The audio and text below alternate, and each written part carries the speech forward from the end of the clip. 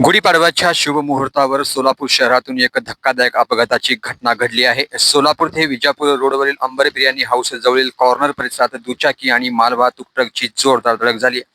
या भीषण अपघातात एक तरुण मुलगा आणि एक महिला गंभीर जखमी झाले असून अपघातात जखमी झालेल्या तरुणाचे नाव गणेश मनसावाले, वय वर्ष 19, राहणार बिल्डरपूल लष्कर परिसर, तर महिला वंशिका कजाकवाले, वय वर्ष अंदाजे 35, राहणार लष्कर, या दोघांनाही तत्काळ सोलापूर शहरातील सिव्हिल रुग्णालयात दाखल करण्यात आला आहे.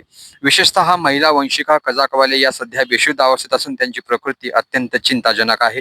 डॉक्टरांकडून त्यांच्यावर तीव्र उपचार सुरू आहेत. प्राथमिक माहितीनुसार ही धडक कॉर्नरवरून येणाऱ्या ट्रक आणि दुचाकीच्या वेगवान हालचालीमुळे घडली असावी. नेमकी घटना कशी घडली आहे याचा तपास सोलापूर पोलीस करीत आहेत. अपघातानंतर घटनास्थळी मोठी गर्दी झाली असून बिल्डरपूल परिसरात खळबळ उडाली आहे. या अपघातामुळे गुढीपाडव्याच्या सणासुदीच्या दिवशी सोलापूरमध्ये भीतीचे वातावरण पसरलंय. प्रवाशांनी रस्ते नियमांचे काटेकोर पालन करावे आणि वेग मर्यादित राहून वाहन चालवावे असे आवाहन पोलीस आणि प्रशासनाकडून करण्यात आलं आहे.